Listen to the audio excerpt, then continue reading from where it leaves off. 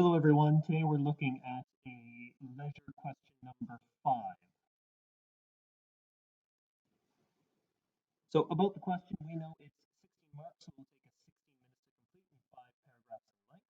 We're asked to outline the developments in a historical theme between the years 500 and present day. We need to clearly explain the developments across those 3 key historical eras, medieval, early modern, and modern, and linking back to the previous area as and where possible. And we must make sure we're setting the context for the time period in question. So having a look at our paragraph structure. In paragraph 1, we need to make our judgment about the development of that particular theme over time. And we'll outline the theme set in the question. We'll choose our 3 key themes that we'll be discussing. There should be one theme for each historical era as we're setting the context. In our second paragraph, we must discuss the medieval era between the year 500 and 1500. We have to explain what form of entertainment was like at the time, using any key historical details where possible, and ensure that you've showed the examiner you understand what this form of entertainment was like during that given time period. For paragraph 3 and 4, we're just going to change the historical era. So paragraph 3, we'll look at the early modern era, and paragraph 4, the modern era. And lastly, in paragraph 5, we'll be writing our final judgment and referring to our strongest points in each era to illustrate those developments clearly over time. So to be able to answer this question successfully, we'll take a moment to practice, and you'll be able to choose one of 2 questions to complete on your own. So our practice question we'll look at together is outline how popular entertainment in theater, stage, and screen has developed between the year 500 and the present day. And we should immediately be thinking of what theater, stage, and screen was like across those 3 historical eras. Now, to be able to get the SPAG marks and making sure that our structure is correct, we need to stick to those 5 clear paragraphs that were set out previously.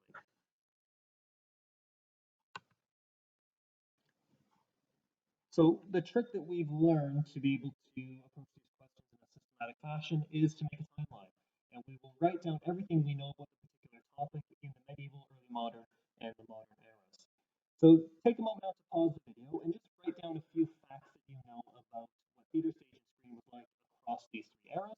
When you have a list of about 3 for each era, you can go ahead and hit play and we'll take them up together. So you've had a chance to write down a few of your ideas. Let's have a look at what we could have for medieval era. So we should be talking about mummers plays. Those were the silent plays that were very religious in nature. Theater could only be live. There was no electricity, no recording equipment, so all this entertainment had to take place in person. Bands of wandering players and minstrels, they would travel from place to place, bringing portable stages with them. And at this time, it was very much so a luxury to be able to have a theater performance simply because you didn't have enough time. You were always busy working. Looking at the early modern era, these are when the first theater started to pop up. The theater was the first one to be built in London, and we know that from our Elizabethan unit. Form of propaganda, again, you can link back to what you know about the Elizabethan theater and discuss Robin Hood, why it was banned.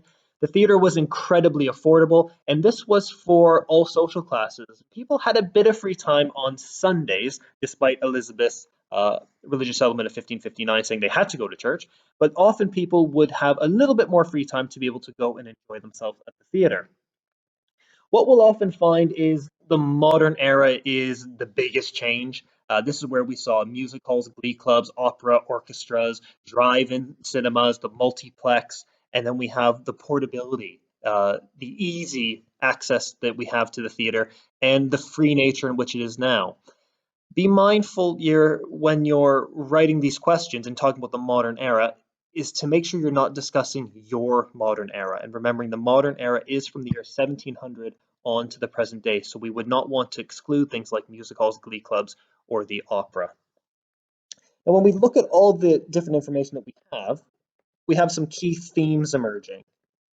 The content of plays, there's a theme there. They were religious and they became less religious. Affordability, it was a luxury and it became cheaper and easier to access.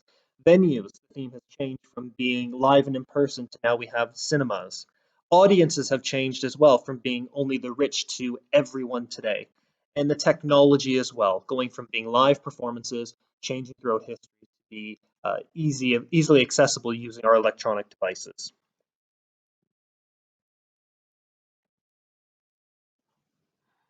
So now that we have had a look at all the information, the next slide will be a sample answer. So take 16 minutes now if you're wanting to practice this question, to write out your response. If not, fast forward on to the sample answer to have a listen. There will then be 2 sample questions appearing, and you'll need to choose either question A or question B to complete. Theatre stage and screen has changed greatly between circa 500 and present day. Over time, the content, venues and audiences have changed a lot, beginning with travelling acting groups, to purpose-built theatres, and finally with the amazing and realistic films of today. In the medieval era, theatre stage and screen was just getting started.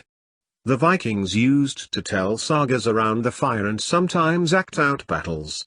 As time went on, small traveling groups of actors began to emerge, roaming from village to put on a play in exchange for food of money.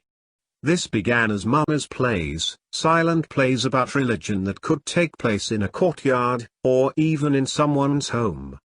Soon they would bring a portable stage with them to give the audience a better view, and popularity increased. Since most people worked 6 days each week and had to go to church on Sunday, there was little time to watch plays for the lower classes. Inns would try to accommodate the large crowds of those with enough money, but not everyone could fit inside to watch. The early modern era saw a great deal of change in theatre stage and screen. No longer could plays be in taverns or inns, and the first purpose-built venues were created. The theatre was built in London in the late 1500s and soon others followed. Now actors could live in one town, and audiences would travel to them to watch a play. Also, plays were the most popular form of entertainment as they were geared to all social classes and affordable for everyone. Plays were often used as propaganda, and productions like Robin Hood were banned because of their negative message. Due to the unpopularity of Elizabeth's religious settlement, content in plays changed. Unlike the medieval era, plays were less about religion and more about right and wrong, the law, and how to be a good person. Perhaps the greatest change in theatre stage and screen came in the modern era. In the 18th century the opera took over as the elite form of entertainment, and by the 19th century the music hall was the popular destination for the working classes. Music halls were rowdy, loud and full of men drinking. They wanted to be entertained, laugh and forget about their working life. The early 20th century saw the invention of the movie camera, and silent films were popular. Soon the talkies and flea pits were all the rage, and cinemas were born. They were quite affordable and people enjoyed seeing movies about romance, conflict and comedy. By the 1950s the drive-in cinema and multiplex made movie watching easier, and the theater declined in popularity. By the early 2000s, movies were available all the time to almost everyone on mobile phones, and the home theater has encouraged many to abandon the normal cinema. Theater stage and screen changed greatly between circa 500 and present day, in terms of their content, venues and audiences. It has evolved from simple and religious beginnings, to having purpose-built venues in the 1500s, and eventually into screen entertainment though movies, cinemas and now the home theater. So here we have question A, outline how sport has changed from the year 500 to present day. Again, look at those 3 historical eras and remember to write in clear paragraphs. Or alternatively, you have question B, outline how children's games have changed from the year 500 to present day. As always, look at your 3 key historical eras and remember to write in full paragraphs.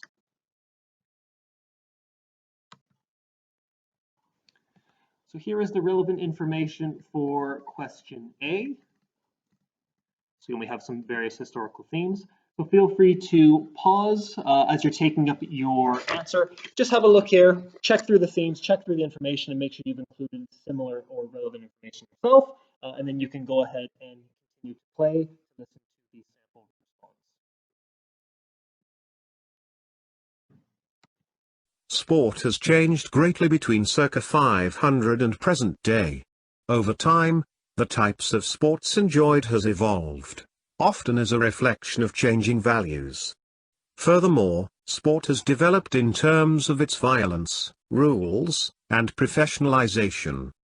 In the medieval era, sport was mainly a display of masculine strength and was very brutal.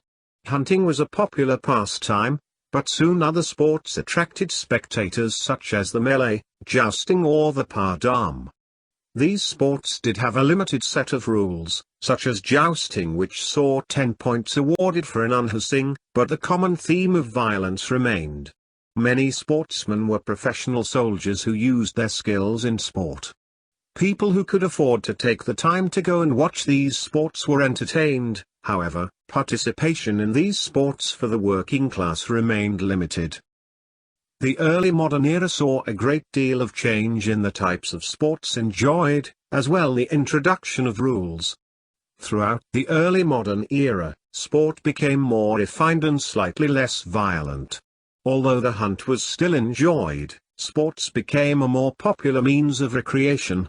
Hawking, archery and bowling were all popular activities, and relied more on skill rather than strength. As the Renaissance approached, the idea of the universal man appeared and saw people wanting to become more skilled in sport.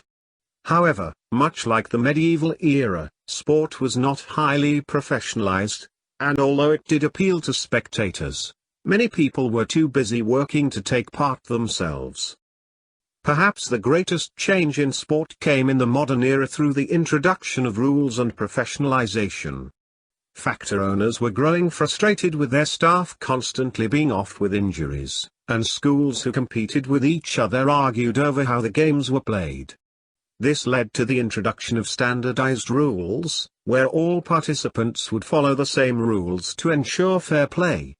In addition, by the early 20th century, professional sportsmen and women began to appear.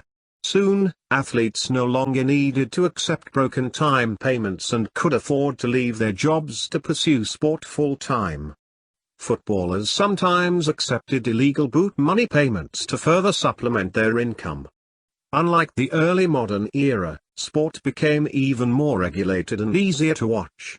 With technology such as TV and radio, spectators had more opportunities to watch sport, and with less working hours regular people had more time to play sport themselves. Sport has changed greatly between circa 500 and present day, not only in the types of sport, but also in terms of its cruelty and the rise of professional athletes. Sport has evolved from its chaotic and violent origins, to the more sophisticated activities of hawking in Elizabethan England, and now to highly skilled and paid professional athletes, filling stadiums with spectators. And likewise, here we have the relevant information for question B, and this was about children's entertainment. Again, having a look at the key themes and key information. Again, note down anything that you're missing, and you can go ahead and hit play and allow for you to listen to the sample response.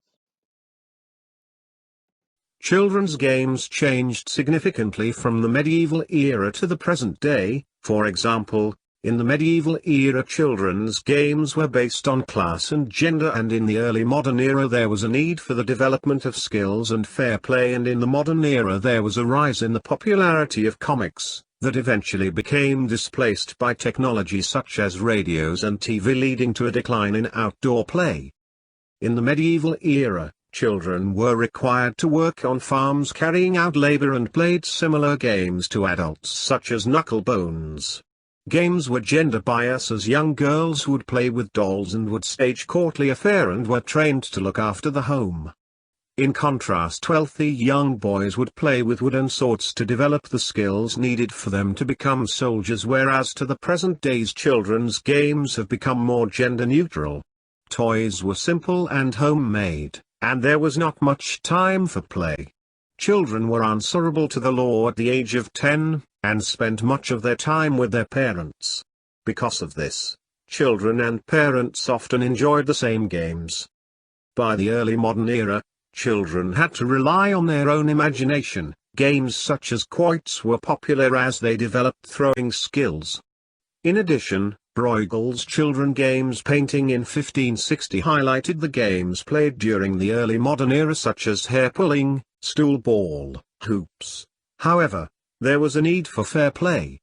This is not much of a change from the medieval era, where toys were not very available. Just like the medieval era, many children had to help with work and did not have time for fun and games. What little time they had, they may have enjoyed going to the theater with their family, or perhaps bear baiting when they were a little older. The modern era saw even greater change. Victorian games were still dependent on class and gender, however, there was a greater need of educating children and teaching them skills needed for later life.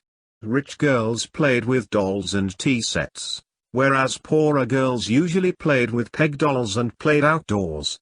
Wealthy boys played chess and with soldiers in the early modern era, and due to industrialization cheaper tin toys were produced which attracted young poorer boys.